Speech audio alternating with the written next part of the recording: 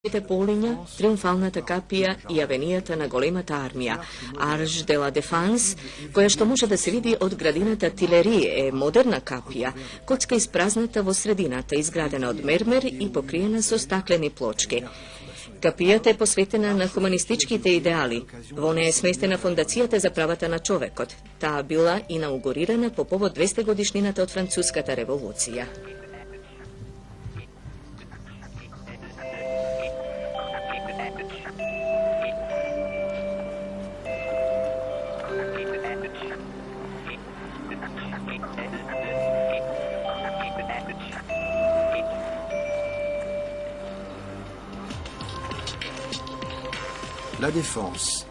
Дефанс, тоа е бизнис центарот на Париз.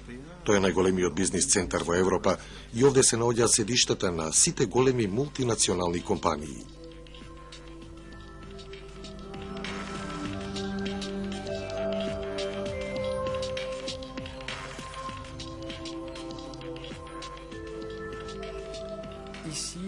Овде би помислиле дека сме во Менхетен.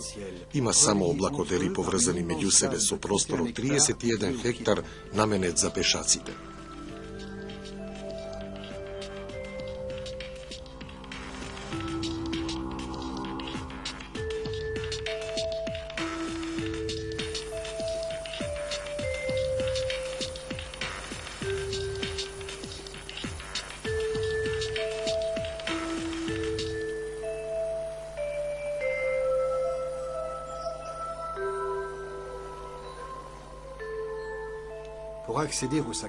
За да стигнат до Сакар-Кер, најхрабрите ги користат скалите, а другите одат со жичарницата. Надвисната над ридчето Монмартр, црквата Сакар-Кер доминира над целиот град. Подигната веднаш по обсадата на Париз од страна на прусите во 1870-та, сведок на крвавата епизода. Оваа црква во неовизантиски стил била изградена благодарение на донациите од цела Франција. Во духот на своите градители и со карактеристична архитектура, Сакар-Кер требало да биде символ на триумфот на црквата врз револуцијата. Црквата е изградена од специфичен камен кој излачува субстанца што белее во контакт со дождовницата. Затоа таа изгледа неизвалкана, чиста и покрај урбаното загадување. Црквата има затворена камбанарија каде што се наоѓа најголемото звоно во Франција. Звоното е наречено Савојард и е високо 3 метри, а тешко 18 тони.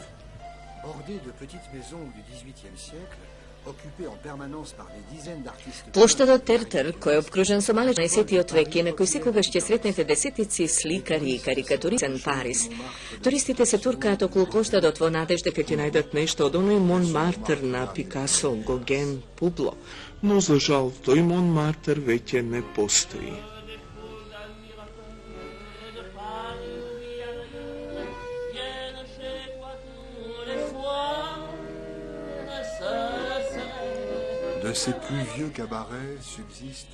Од некогашните многубројни кабареа денес обстоиле само Лапен на Жил, во кој многу француски уметници ги направиле првите чекори и се разбира Мулен Руш.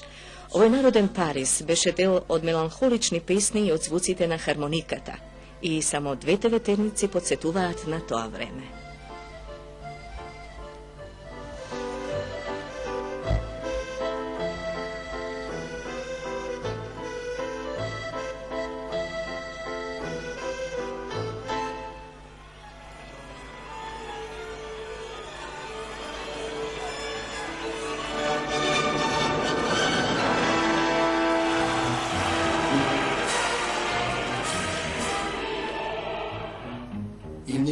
А сега, наместо хармоника, симфонискиот оркестар не подсетува на еден друг архитектонски бисер во престолнината, Париската опера, наречена Опера Гарние, символ на Париз на Осман. За да го изгради ова грандиозно здание, посветено на лирската уметност, императорот Наполеон III го повикал Шарл Гарние, сосема непознат во време кога најголемата звезда бил Виолет Ледик. Операта е завршена по падот на Втората империја. Гарние дури не бил ни поканет на отворањето и морал сам да си купи билет. Меѓутоа толпата пред операта го пречекала со невидени овации, славејќи го неговиот талент. Благодарение на него Париз располага со опера која представува вистински музеј на уметноста за време на Втората империја. За да го направи овој бисер, Гарниер употребил околу 33 разни видови камења, а најмил 73 скулптори и 13 сликари.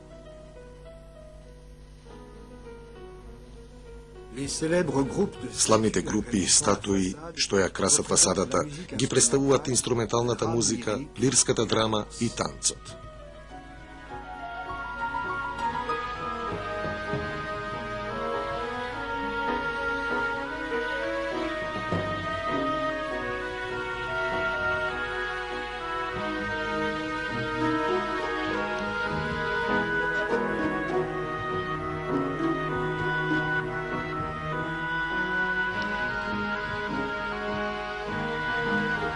На врвот од куполата Аполон ја крева златната лира меѓу поезијата и музиката.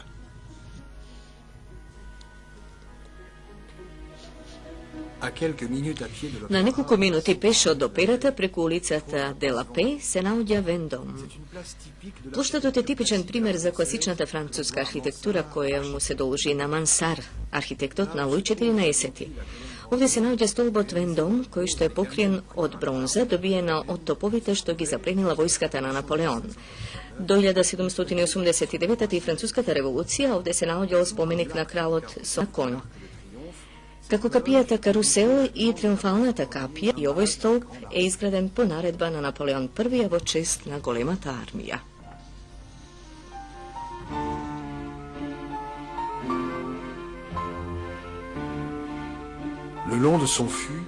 По целата должина на столбот, различни уметници извајале куп трофеи. Топови, пиштоли, пушки, минофрлачи, знамиња, барабани и труби.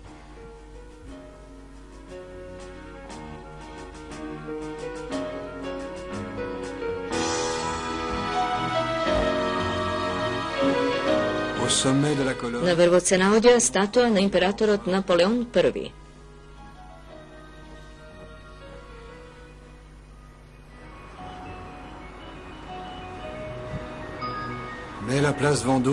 Но денес плоштадот Вендом е пред се Париз на луксузот. Овде може да се сретнат најголемите имиња од луксузното златарство.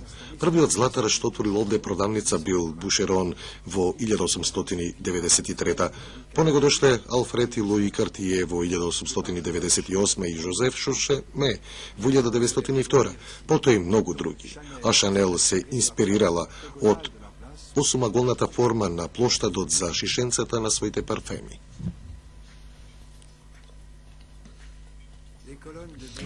Слобовите на Бурен, што го краса дворот на честа пред Пале Ројал, се представници на еден Париз кој би можел да се нарече контроверзниот Париз.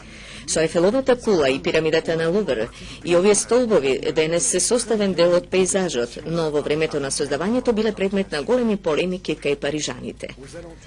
Околу столбовите на Бурен се наоѓаат еминентни француски институции, некои сериозни, како Државниот совет, Уставниот совет и Министерството за култура, и некои помалку сериозни, како Комеди Франсес. Наигран автор од создавањето на театарот е Молиер, чии што дела се играни овде повеќе од 32.000 пати.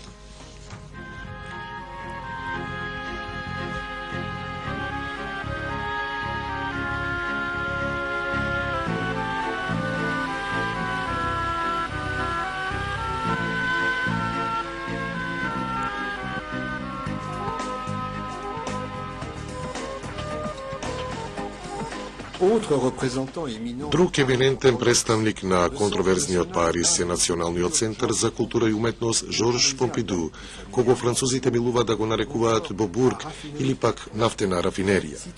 Сместено во 4-тиот арундисман, зданието е посветено на модерното и современо творештво, каде што пластичната уметност се меша со книгите, музиката, филмот и дизајнот.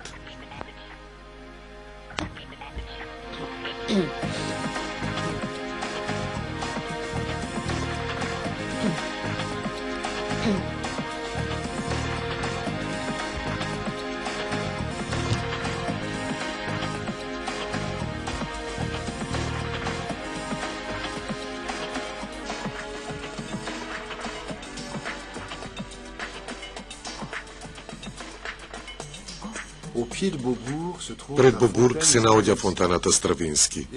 Скулпторите Никиде Сен-Фал и Жан Тингли му дале почит на делото на големиот композитор. Секој од делата се однесува на неговите композиции. Меѓу другите има шапка на клон, срце, железна птица, змија, сирена, славеј, смрт.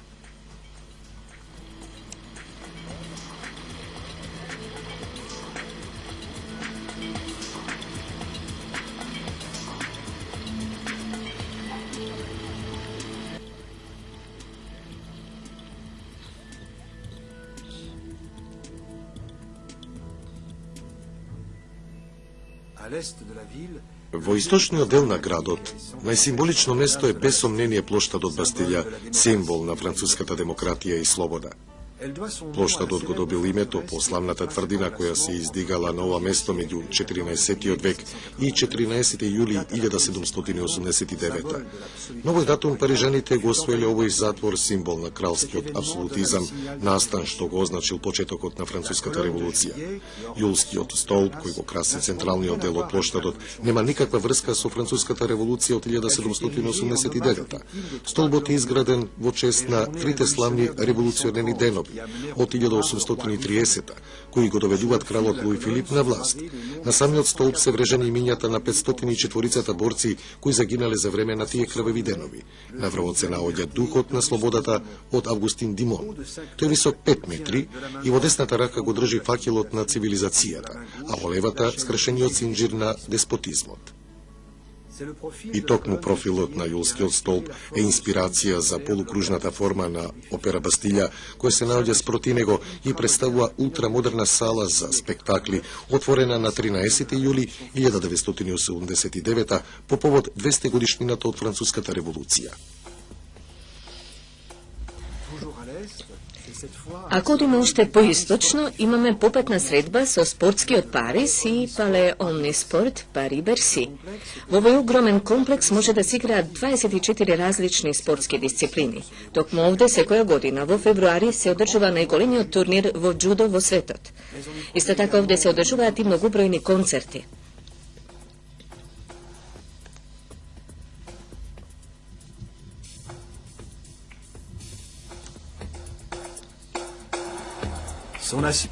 Неговиот аспект е многу оригинален. Ако го гледаме одблиску, може да забележиме дека зидовите се покриени со ниска трева. Затоа службата за одржување е принудена да поминува со косалките за трева горе-долу во должина на бочните страни. Тоа е нешто како стрижење над зидовите. Последниве години источниот дел на Париз се развива со вртоглава брзина, особено на левиот брег, околу библиотеката Франсуа Митеран.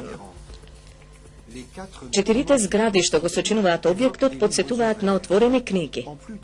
Освен што чува десетици илјади книжен фонд, библиотеката крие во себе вистинско богатство. Борова шума која може да се открие само од бреговите на Сена. Шетачот може да ја забележи кога ќе се искачи на скалите.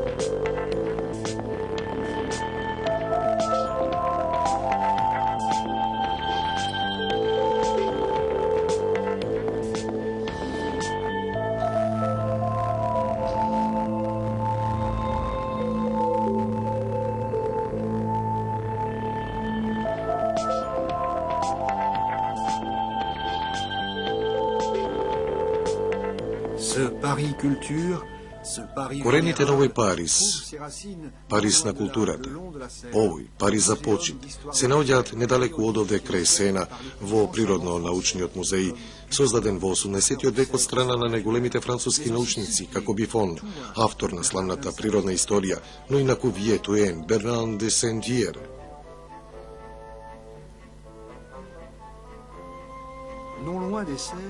Недалеку од стаклениците се наоѓа славниот кедар од Либан, кого го посадил ботаничарот Бернер де Жисие во 1734. Заедно со робинијата од скверот Вивијан во близина на Богородичната црква, тоа е најстарото дрво во Франција.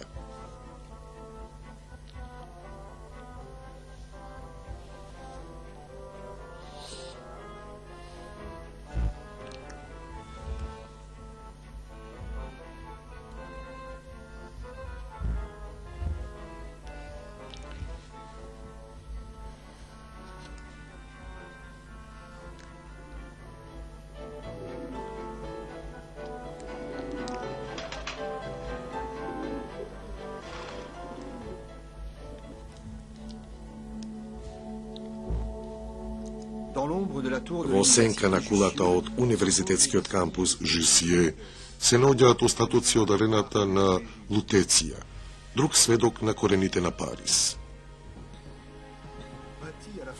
Изградена кон крајот на првиот век од нашата ера, таа била целосно откопана за време на Наполеон III, кога се пробивала улицата Монж. Таа можела да се опере повеќе од 16.000 посетители и во неа се одржувале борби на гладиатори со диви животни, но и театарски представи.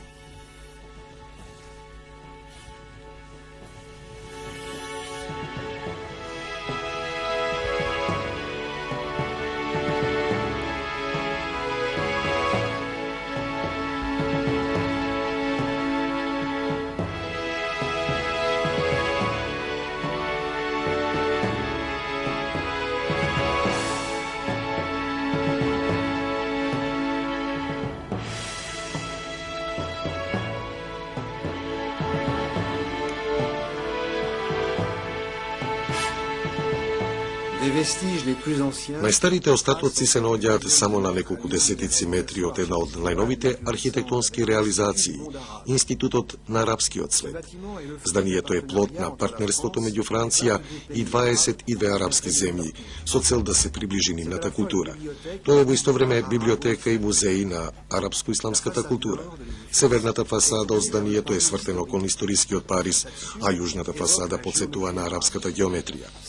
240 прозорци се инспирирани од арапските шпонки и се составени од прегради кои се отвораат и затвораат во зависност од надворешната светлина.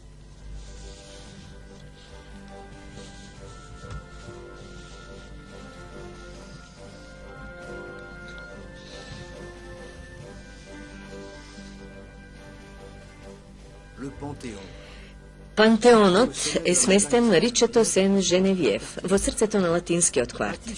Изграден по наредба на Луј 15, најнапред тој бил црква. Во 1791 за време на Француската револуција, зданието добило нова намена – мавзолеј на заслужните граѓани на кои нацијата треба да им одаде почит.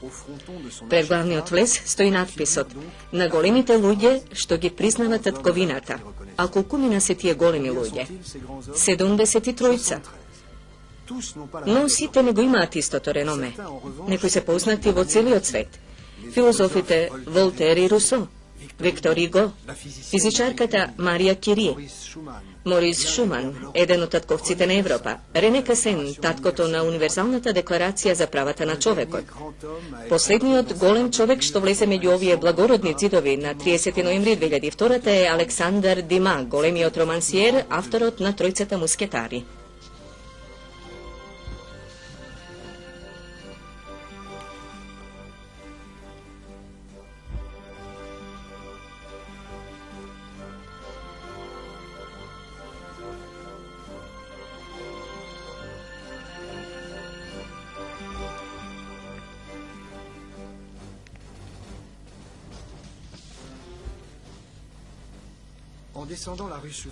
Слегувајќи по улицата Суфло, што се наоѓа спроти Пантеонот, се стигнува до една од најубавите градини во градот, Луксембуршката градина, бисерот на пасторалниот Париз.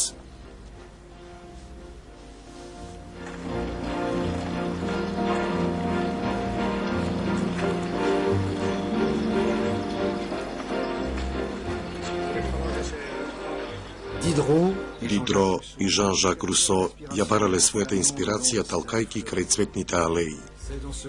Во ова засолниште на мирот, во заштитничка сенка на големите француски кралици, чии величествени статуи ги красат алеите, Бодлер ги рецитирал пред пријателите првите стихови од поемите кои подоцна ќе влезат во збирката Цвеќето на злото, а Балзак седел крај фонтаната Медичи, една од најромантичните во градот.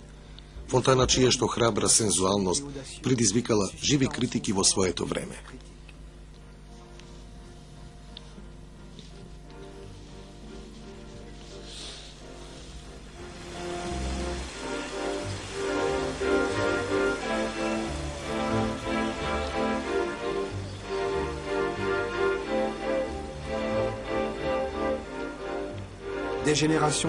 Генерации млади парижани ги пуштаат малите бродчиња во главното езерце. а во палатата Луксембург работат сериозни и почитувани господа. Тоа е седиштето на Сенатот.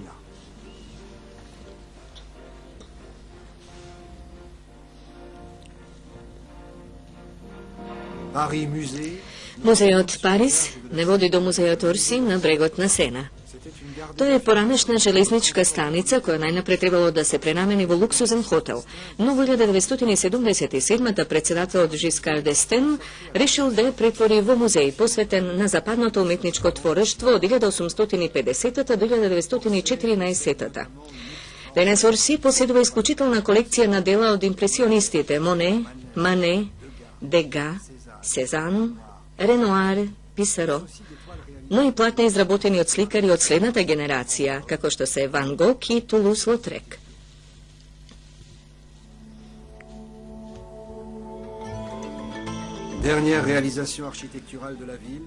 Последна архитектонска реализација на градот е музеот на првата уметност на кејот Бранли.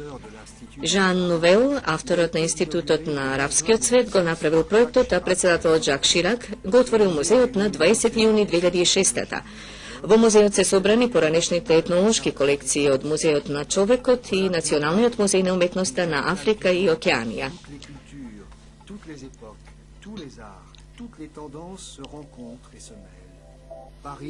Тоа е Парис, жива престолнина каде што се среќаваат и се мешаат сите култури, епохи, уметности и тенденции. Парис е минато свртено кон иднината. Текстот го читаа Сузана Тодоровска и Часлав Митрички.